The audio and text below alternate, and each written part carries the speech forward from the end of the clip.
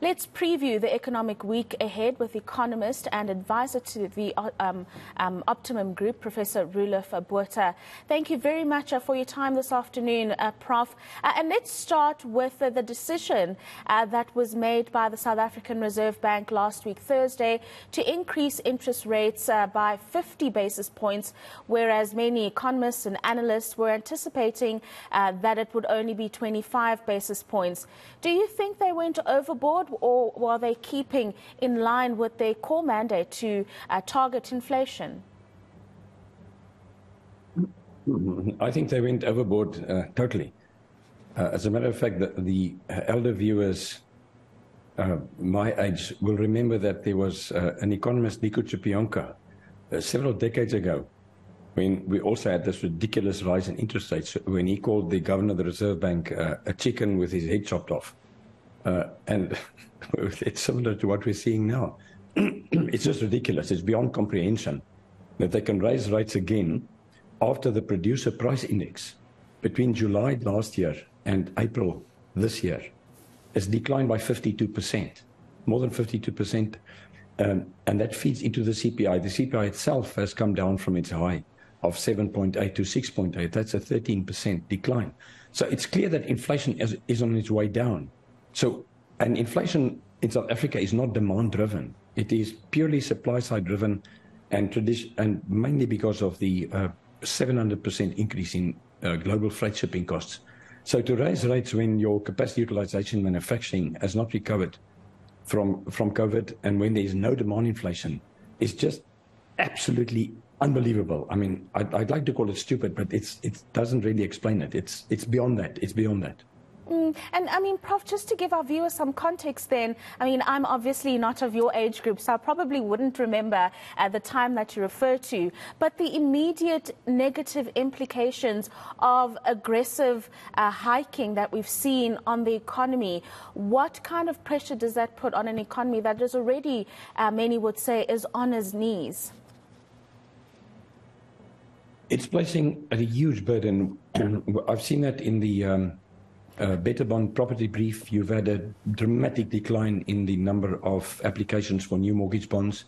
If we just look at the first 3 months of this year, the value of building plans passed at the larger municipalities has declined in real terms by 23%. The property market is taking an enormous hit. Young professionals, young first-time home buyers that have been paying, that bought properties, in the last 2 or 3 years, are paying anything between 2,000 and 10,000 rand a month more on their mortgage bonds. It's just crazy, because what the Reserve Bank has done, the MPC, the Monetary Policy Committee, those 5 individuals that hold sway over 60 million South Africans' finances to a large extent, because where would we be without credit? They have raised the cost of capital and the cost of credit now by more than 70%. This is unbelievable. And it isn't necessary, because it's not going to make a dent in our inflation. Inflation is going to come down anyway because of the decline in energy prices and because of a decline in the global freight shipping costs. Yes, we've got exchange rate volatility and depreciation of late, but the rand always recovers, and it will also in the next couple of months.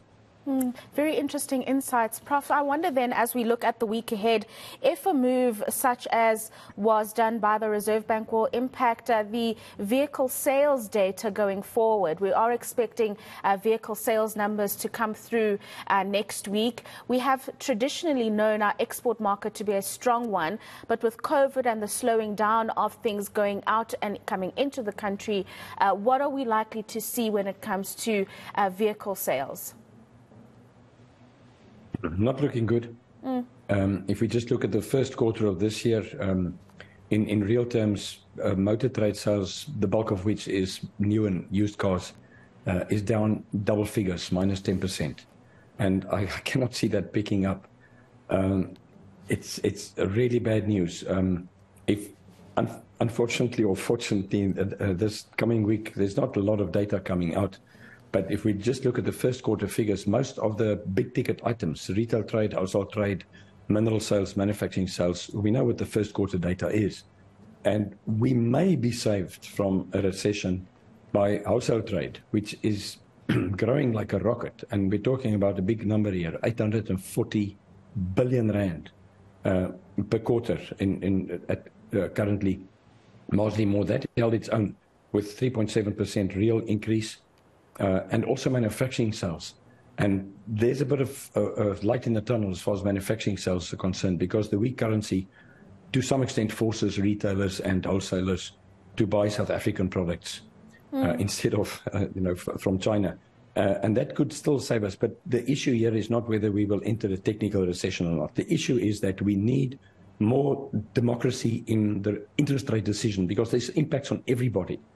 And what we should do is to expand, change the composition of the Monetary Policy Committee to also include 2 top economists from Trade and Industry, Department of Trade and Industry, and from National Treasury, and at least 3 seasoned veterans of the economics profession from the private sector. Expand it to 10 members, and you will have a much more democratic vote. And I can guarantee the viewers, if that were the case, then we would have a prime rate of probably about 150 basis points lower than it is today. The current Monetary Policy Committee of the Reserve Bank is, as far as I'm concerned, the economy's enemy number 1. Yeah, and I mean, if we continue on this path, Prof, you did say the question is not a technical recession at the moment, but when that GDP data does come through on the 6th of June, are you concerned that it may indicate that we are well on our way to a major slowdown in a form of a recession? As I've indicated, I think wholesale trade and manufacturing sales, which are really 2 very large sectors of the economy, their combined sales values in the first 3 months of this year, we're talking here about 1.6 trillion rand. That's not bad going. And they've grown in real terms. What concerns me is not the data now, first quarter data. It's going to be historical and it won't be that bad. But the second quarter of this year is going to start resembling COVID. But this time, the bug is housed at the South African Reserve Bank, and we can change that. We can change.